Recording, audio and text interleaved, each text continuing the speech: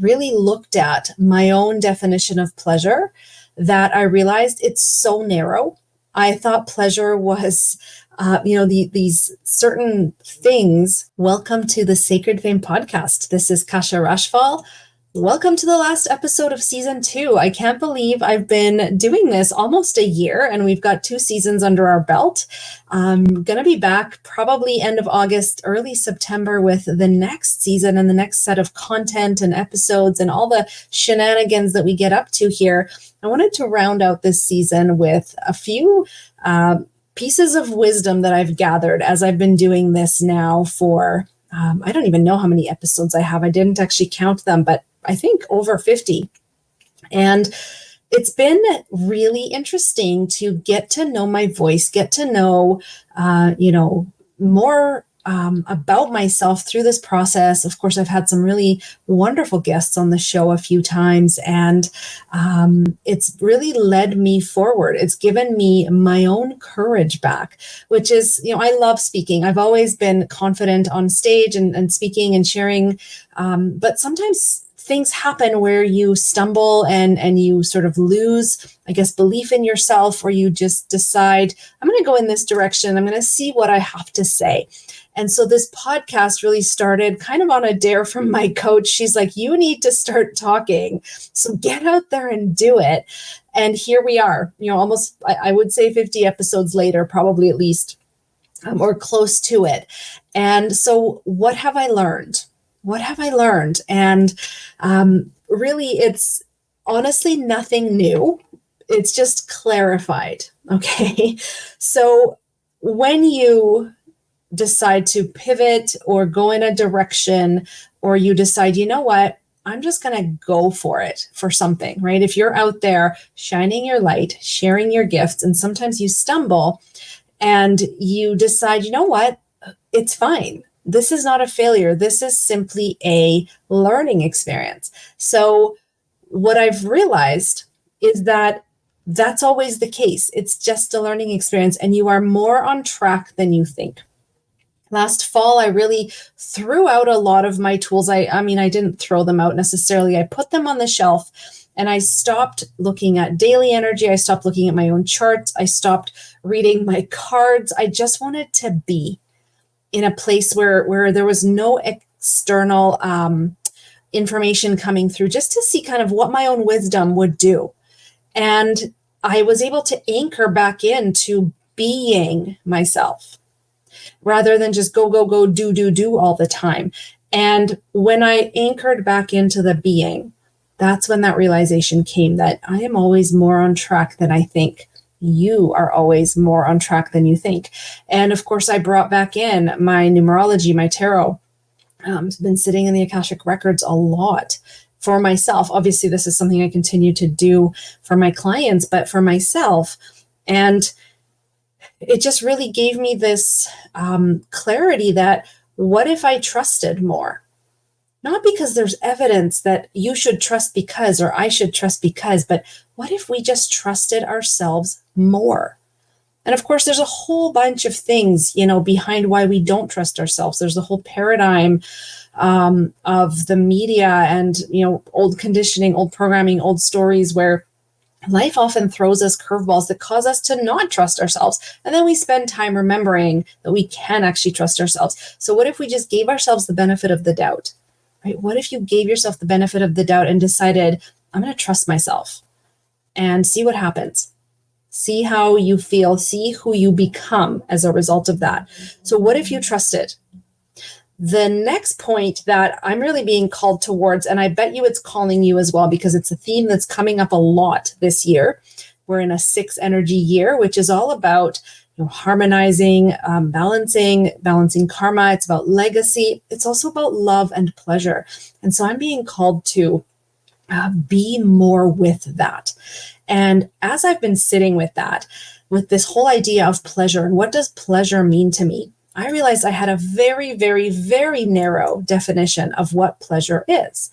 I recently had an astrology reading with 2 wonderful astrologers. They're sisters, and just if you want their info, I'm happy to share. They're brilliant.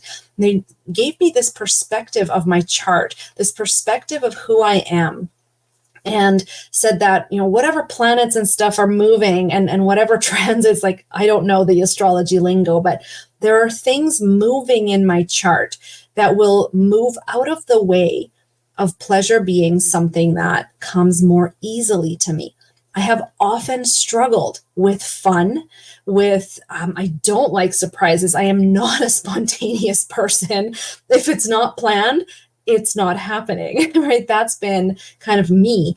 And yet this draw to more fun, more pleasure has been something that I deliberately put on my plate this year. Wasn't really sure how that would show up. And what this astrology reading told me was pleasure for me is a very much a creation focused thing. It's something that when I work with my hands or when I'm making things or playing with, in the dirt or something like that, that to me is pleasure. And yet that wasn't part of my definition, right? I thought pleasure was something like, you had to go and like go to the spa or whatever. I know it's so, so stereotypical. That was my definition. It was very narrow. And so since I've broadened that, I realized that pleasure to me is creating.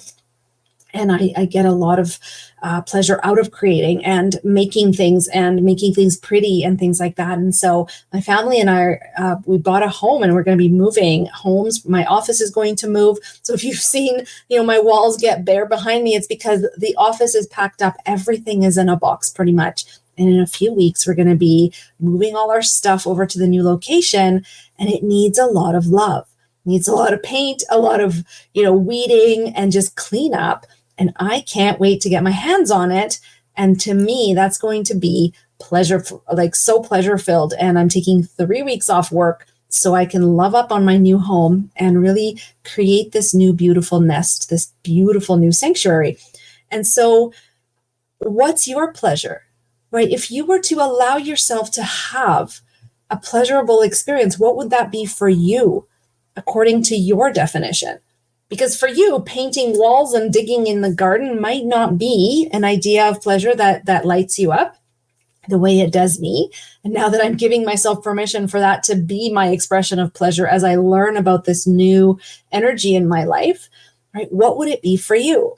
And so what if you took the summer and explored that for yourself? Whatever it is, you don't even have to tell anybody. You can just have this personal adventure, personal exploration into what pleasure means to you and see who you become as a result. I'm super excited. The whole way this home came into our life, the way we were able to bring all the resources together, sign on the dotted line, all of that. It's a magical, magical story. And I'm going to share it probably next season sometime when it's ready to be shared. But I became the person who received the magic in my life, which is now the doorway to me exploring pleasure in my life. And so what can you open yourself up to receive magic in your life, right? How can you bring that in so that it's an energy that plays in your life? Obviously, you don't have to, but it's way more fun. I'm learning very quickly. It's way more fun when we open ourselves up to defining our own path. And it's so interesting because I know this, right? I know this. And yet the more I pursue it, I sit with it, the more I embody it in my body, the more I know it in my body, not just mentally. And so what if you had a summer of fun and pleasure according to your own definitions? What would you be able to know? How would your wisdom grow as a result of that? So really, we're here to be embodied, not just in the mind. And mind plays a huge role for all of us. It's a huge part of the work that I do. It's a huge part of my course of study. A lot of the certifications and trainings I've taken have been focused on understanding the mind, how we work with the mind, how we can change it, perhaps quiet it down, rein it in a little bit. And so our mind is this integral part of being human, but we can't forget the body and being. And the more we roll through this year, right? This year of 6 energy, which is all about balance and harmony. Guess what? More feminine energy is coming in, which is more about being. And so if you're being called to be, again, what does that mean to you? How could you bring more of that in? It's a theme I've explored on the podcast this year. And it's not easy to just be. It really isn't. But the more you do it, the more you explore it, the easier it gets. And then you realize that your life actually begins to take on a very different tone. Your work even begins to take on this different quality of things just kind of working out rather than you having to push and shove into place. Right? The masculine energy is very active and we still have to show up. We still have to do things. But when we come from a place of being, what to do becomes a lot more clear. And so I invite you to practice more of that balance of being and then doing from there. And again, I talked about that in one of the episodes this past season. I also want to remind you that you're here because you are important. Your light is important. Your frequency matters. You matter. Your voice matters. Your wisdom matters. Otherwise, you wouldn't be here. We are all here, you and I, everyone. Even the people you might not like, even the people who piss you off, even the people who, are messing things up, sometimes it seems. All of us matter. And I don't have the full picture of what the universe knows, but I know this. This is what the Akashic Records always remind me and pretty much remind every one of my clients that I work with, that we go into their records and we get wisdom, is that you are whole, you are worthy, you are enough, and you are divine just because you exist. You don't have to earn that. Life often causes us to forget that. And so we spend life, we have this experience here not to earn that worthiness, enoughness, wholeness, or our divine self, but to remember it. That's it. To remember it, to reconnect to it, and to embody it, to be it, and then to act from that place.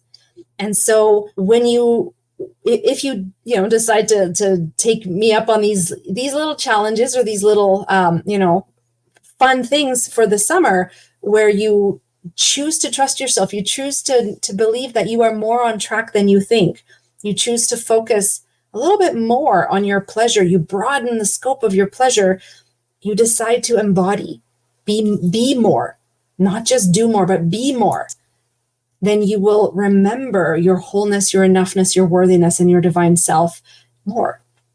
And that's it, right? That's what we're here to do as human beings who are really like meat suits for our soul, right? Our soul, when it takes on a body, it agrees to a certain life path. It agrees to certain learnings. And then we as the humans get to experience that, and our soul gets to expand. We as the humans get to call the shots. And so if we get to choose, why not? Believe more in yourself. Trust yourself more. Have more fun, right? Have more pleasure and be. And then see what happens. And that doesn't mean you're going to throw out all your responsibilities or become this, crazy person. I don't think so. I think you will connect more to yourself. You will become more of yourself. And then I'm curious to see what will happen. So have a wonderful, beautiful, safe, healthy, vibrant, sunny summer. And I will see you in the fall for a whole other seasons of shenanigans and sacred fame. Take care.